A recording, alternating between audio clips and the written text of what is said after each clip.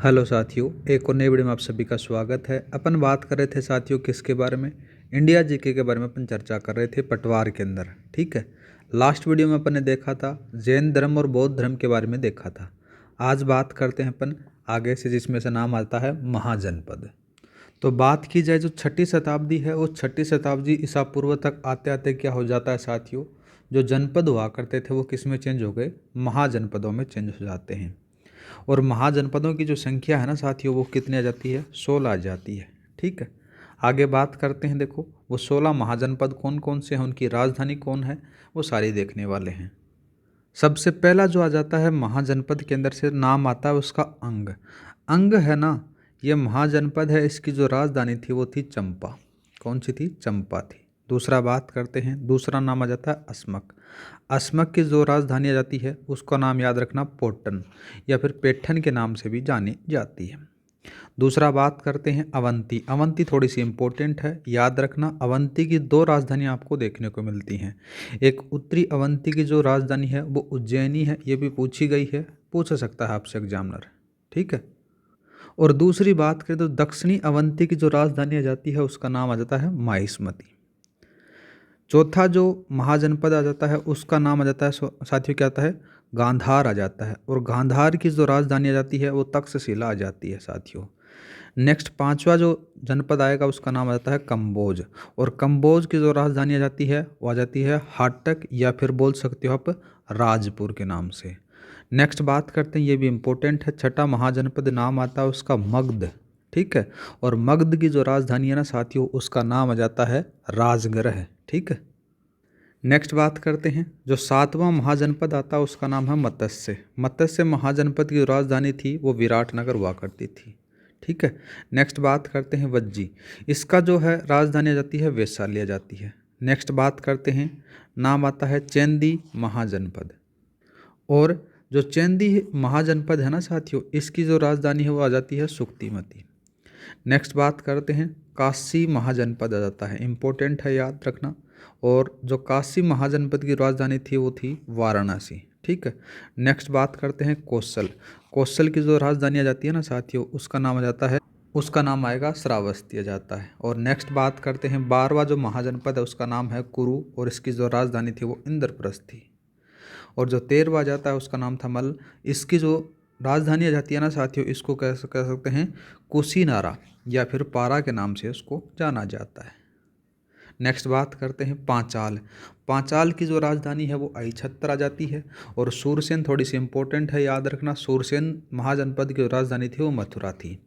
और वत्स की जो राजधानी आ जाती है वो कौशाम्बी आ जाती है साथियों। तो ये 16 महाजनपद थे और उनकी राजधानियाँ थी। इनसे आपसे सवाल 100% पूछ सकता है। आपसे क्या देगा कि 4 ऑप्शन दे देगा और 4 ऑप्शन इसके सामने दे देगा, और मिलाने वाला सवाल आपसे पूछ सकता है। ठीक है, अब बात करते हैं मगध वंशावली के बारे में। हेडिंग लिखो यहाँ पर, अपन बात करेंगे मगध वंशावली। मगध वंशावली क्लास की पीडीएफ फाइल आपको टेलीग्राम पर मिल जाएगी। टेलीग्राम का लिंक है डिस्क्रिप्शन में दे रखा है, वहाँ पर जाकर आप ज्वाइन कर सकते हो। हर क्लास की पीडीएफ आपको वहाँ पर उपलब्ध हो जाती है। इससे सवाल थोड़ा सा इंपॉर्टेंट है। मगध वंशावली का जब जिक्र होता है तो नाम आ जाता है सबसे पहले जो नाम आ जाता है हर्यक आएगा। क्या नाम आएगा साथियों? हर्यक वंश। हर्यक वंश है, इसका जो शासन चलता है ना साथियों, ये 544 से स्टार्ट होता है, 544 से लेकर 412 ईसा पूर्व तक। ये थोड़ा सा याद रखना। नेक्स्ट बात करते हैं, इसके बाद में मगध के अंदर से कौन सा जाता है? दूसरा नाम लिखो आप, शिशुनाग। कौन सा जाता है? शिशुनाग वंश। ये शिशुनाग वंश है, इसकी जो शासन चलता है वो 412 से स्टार्ट होता है और 344 ईस्वी तक चलता है। तीसरा बात करें साथियों, नंद वंश आता है। कौन सा आता है? नंद वंश आता है। और नंद वंश का जो काल चलता है ना साथियों वो 344 से स्टार्ट होता है, 344 ईसा पूर्व से अपन बोल सकते हैं, 344 से लेकर 322 ईसा पूर्व। पिछली बार भी सवाल आया था, याद रखना, इससे सवाल 100% बन सकता है। ठीक है, चौथा बात करते हैं तो नाम आ जाता है नंद वंश के बाद में आ जाता है मौर्य वंश। कौन सा आता है साथियों? मौर्य वंश आता है। और मौर्य वंश का जो शासनकाल चलता है ना साथियों वो 322 ईसा पूर्व से स्टार्ट होता है और 184 ईसा पूर्व तक चलता है। ठीक है, पांचवा बात करते हैं, मौर्य वंश के बाद में जो नेक्स्ट आता है वो आता है साथियों शुंग वंश आता है।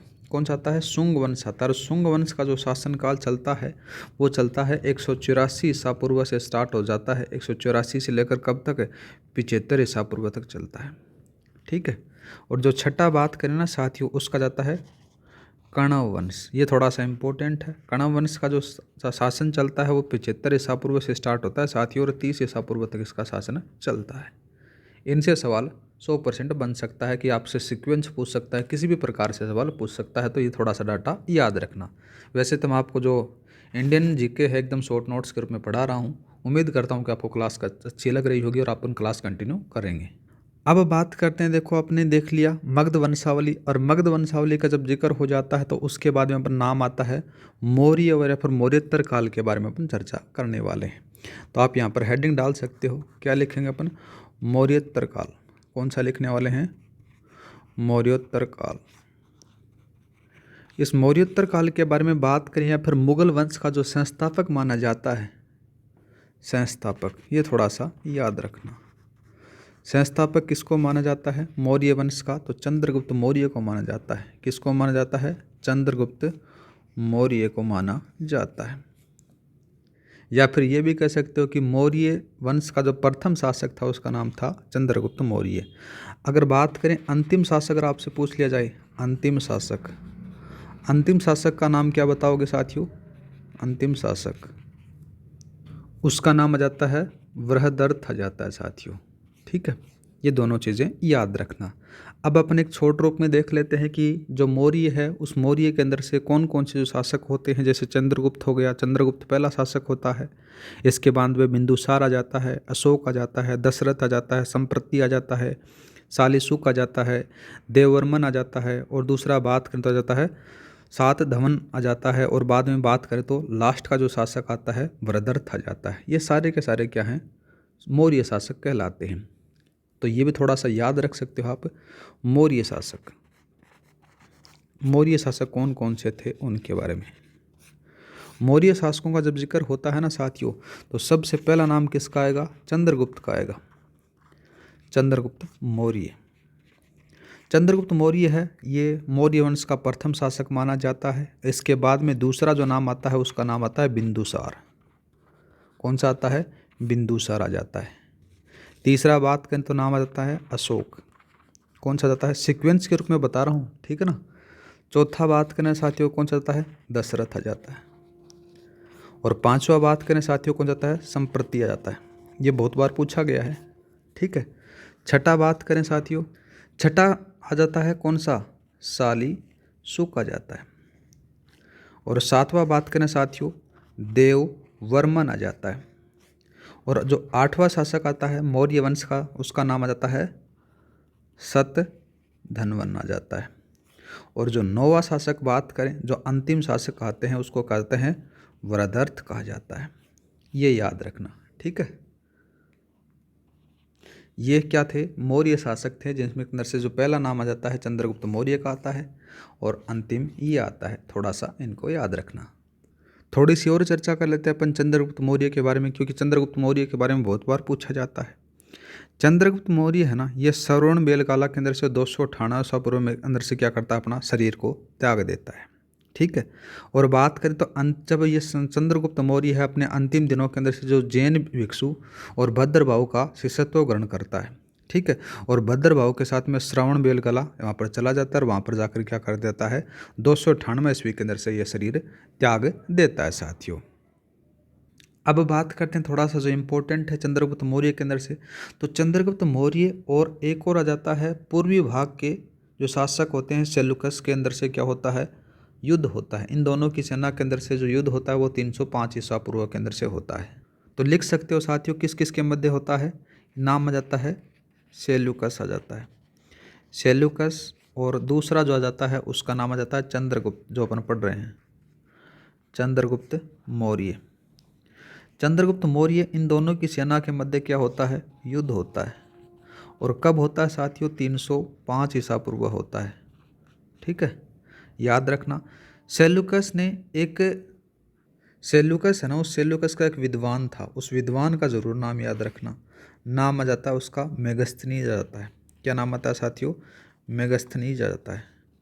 और इस मेगस्थनीज को क्या करता है सेल्यूकस? इसके दरबार में भेजता है। किसके दरबार में भेजता है? चंद्रगुप्त मौर्य के दरबार में भेजता है। अब बात करते हैं मेगस्थनीज के बारे में। मेगस्थनीज है, इसकी एक पुस्तक है बहुत ज़्यादा फेमस, वो थोड़ा सा याद रखना। उसका नाम आ जाता है इंडिका। इंडिका पुस्तक किसके द्वारा लिखी गई? मेगस्थनीज के द्वारा लिखी जाती है। फिर इंडिका नामक ग्रंथ लिखा गया है। पुस्तक ना लेकर बोल सकते हो आप, ग्रंथ है, नामक ग्रंथ लिखा था। ठीक है। अब बात करते हैं जो मेगस्थनीज है, ये क्या करता है? चंद्रगुप्त मौर्य के दरबार में आता है और इसके द्वारा बहुत सारे सुझाव दिए जाते हैं, पर बहुत सारी बातें बताई जाती हैं, उनके बारे में बात करते हैं। ये जो मेगस्थनीज है, ये कहता है कि भारत में कभी अकाल नहीं पड़ा था। ठीक है। पहली बात क्या करती है? कहता है कि भारत में कभी अकाल नहीं पड़ा, कभी अकाल नहीं पड़ा।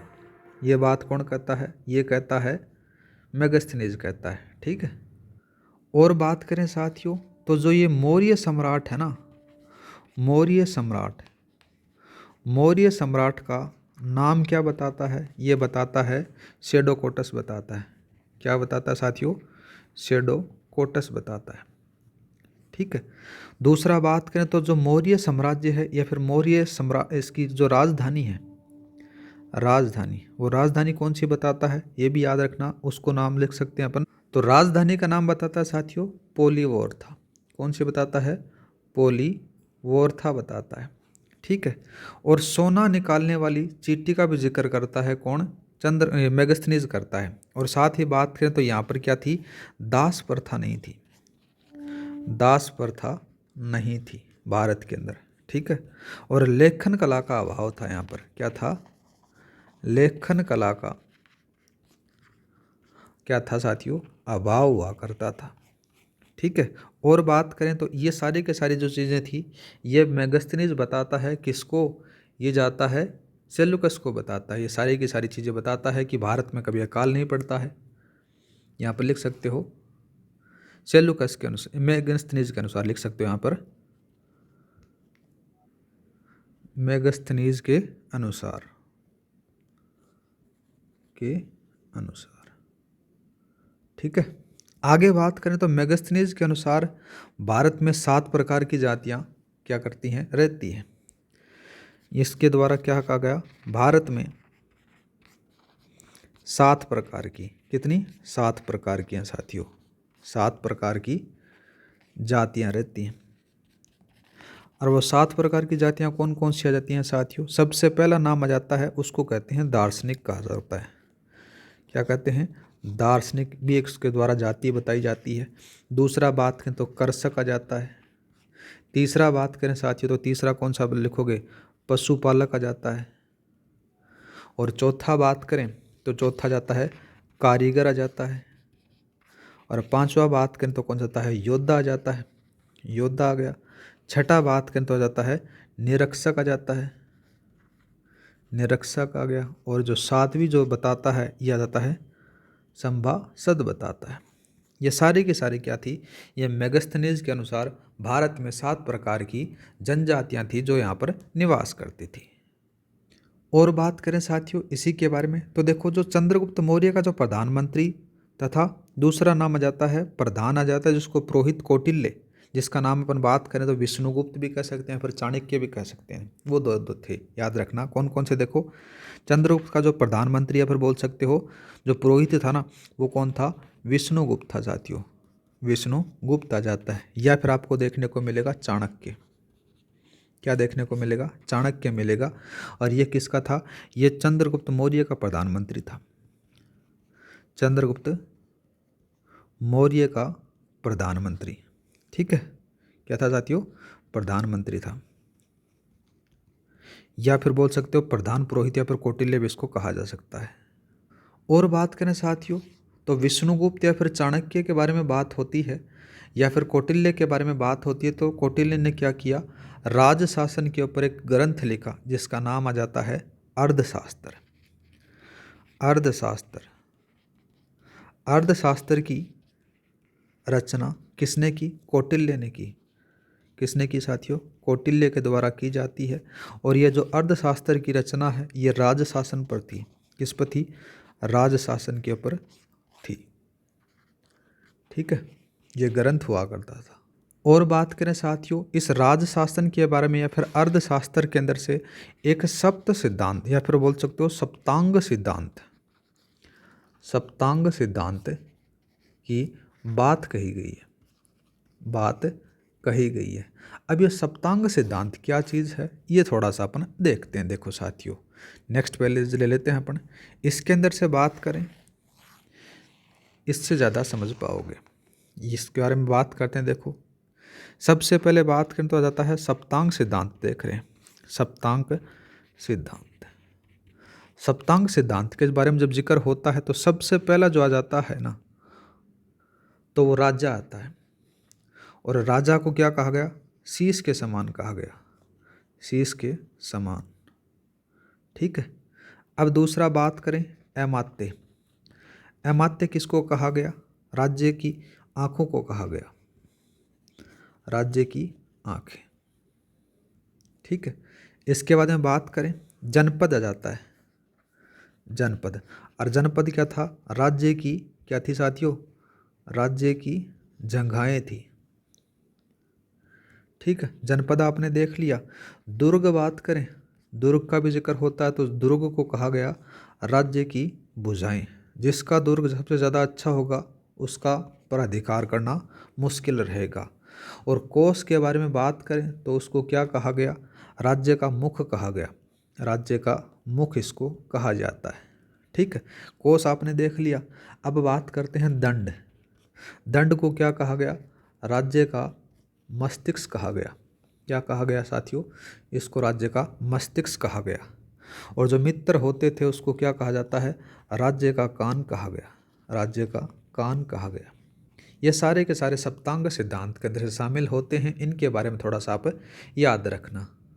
इससे सवाल किस प्रकार से बन सकता है उसी के बारे में बात करें ना साथियों, तो देखो इस प्रकार से बन सकता है कि सप्तांग सिद्धांत के अनुसार राज्य की भुजाएं कहलाती थी। तो ऑप्शन अंदर दे देगा, जैसे अमात्य दे दिया, जनपद दे दिया, दुर्ग दे दिया और कोष दे दिया। चार ऑप्शन आपके पास में दे देता है तो आपको याद है तो आप दुर्ग लगा सकते हो। राज्य की भुजाएं को क्या कहा गया है? दुर्ग को कहा गया है।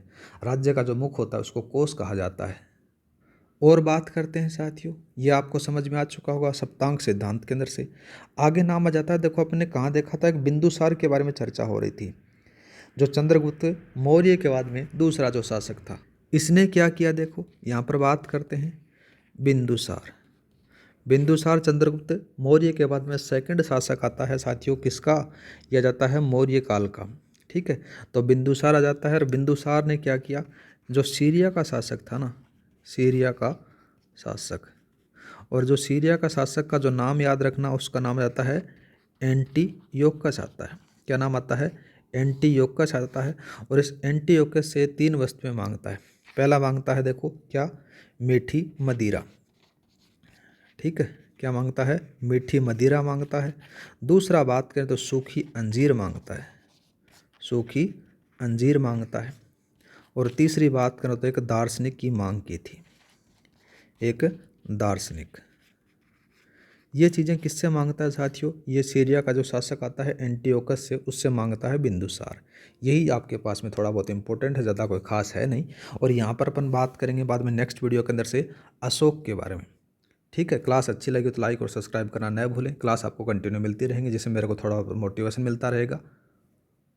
और क्लास की PDF फाइल आपको टेलीग्राम पर शेयर कर दी जाएगी। टेलीग्राम का लिंक डिस्क्रिप्शन में दे रखा है, जाकर आप ज्वाइन कर सकते हो। जय हिंद, जय भारत।